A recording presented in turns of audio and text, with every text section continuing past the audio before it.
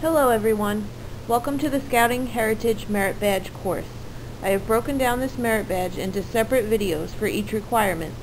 That way you're not sitting or sleeping through a 4-hour merit badge class when you could be doing something more exciting. This is the video for requirement 1. The actual merit badge pamphlet states you must discuss with your counselor the life and times of Lord Baden-Powell of Gilwell. He's that handsome gentleman in the picture on the left. Then you must explain why he felt a program like Scouting would be good for the young men of his day. They also want you to include in your discussion how Scouting was introduced into the United States and the origins of Boy Scouting and Cub Scouting under Baden-Powell. Now, what I would like you guys to do is go on to meritbadge.org and print out the PDF workbook for this merit badge. As the video is playing, record your answers in the spaces provided. Remember, feedback is a gift. So if you have any questions, comments, concerns, please feel free to leave me a message. My hope is that after completing this merit badge, you will have a better understanding of where you, the Scout, came from, because it's hard to know where you are headed if you don't know where you began. Okay, well, let's get started then.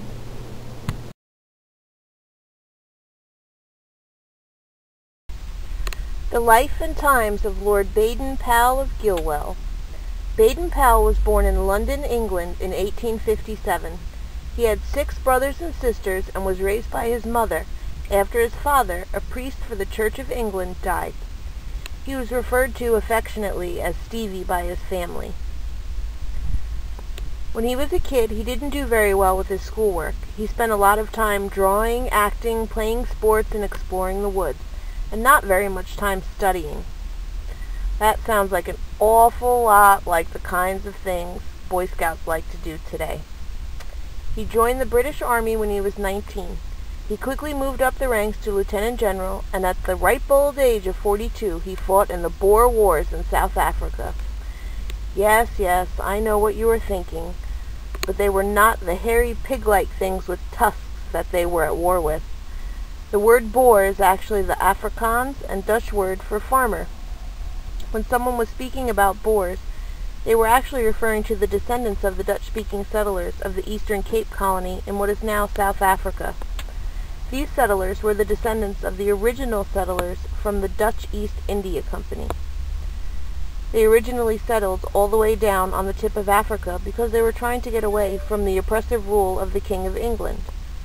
So as you can imagine, later on, when the British soldiers came to town, they were not too happy about it, and war broke out. In October of 1899, Baden-Powell was in charge of a town called Mafeking when the Boers laid siege to it. For the next 217 days, his force of 800 soldiers held out against several thousand Boers. Baden-Powell tricked the Boers into thinking he had a much larger force by making fake cannons out of wood and moving his real guns around town to fire in different directions. He was apparently a very sneaky guy. Because he successfully defended the city in the siege of Mafeking, he became an instant war hero back in England. He wrote an army manual called Aids to Scouting, and all the young boys back in England loved it. They all started playing soldier in their towns and neighborhoods. Baden-Powell, being the humble man that he was really surprised by this when he got home to England. So he started observing other youth programs like the Boys Brigade, which was a Christian military program, and the YMCA, and the code of conduct used by the Knights of the Middle Ages. He combined all he learned into a paper called The Boy Scouts, a Suggestion.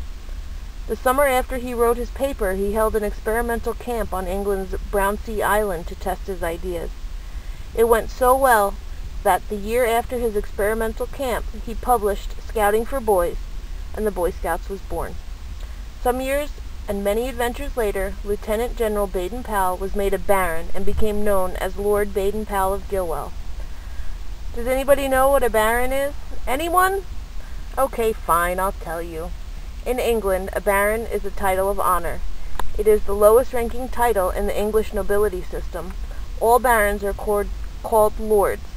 Lord Baden-Powell spent the last years of his life in Kenya. He actually died in Kenya in 1941 at the age of 84. He lived a long life and has impacted so many other people's lives with his dedication to youth.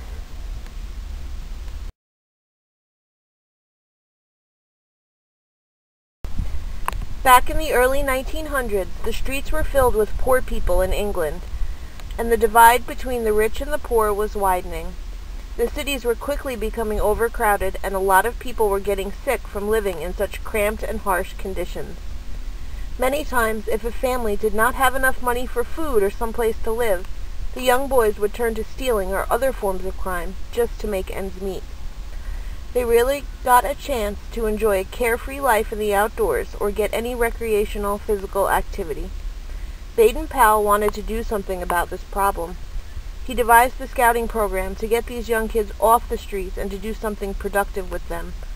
Through the scouting program, he taught these boys how to become productive members of society.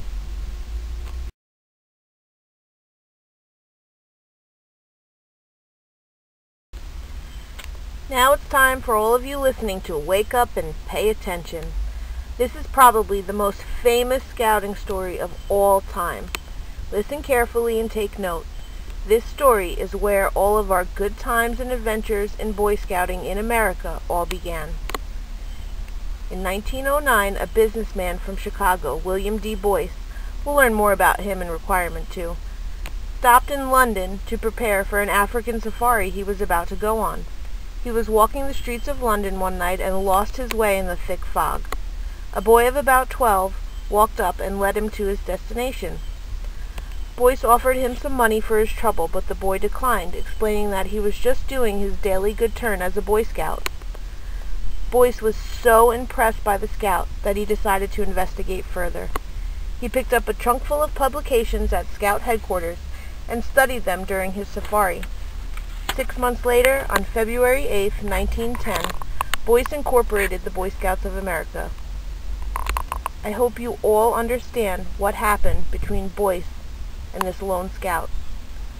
This lone scout lived up to the scout law, oath, and motto, not because he had to, not because any of his adult leaders were standing there watching him, and not because he was going to get rewarded with money.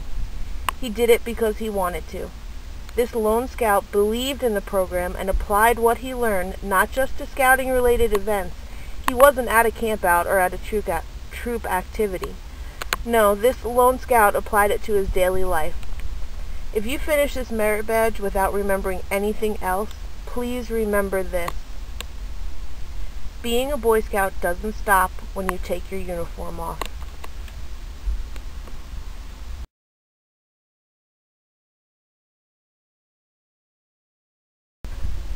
Boy Scouting and Cub Scouting in the United States under Baden-Powell. As early as 1908, people in America were buying copies of Scouting for Boys and starting their own troops.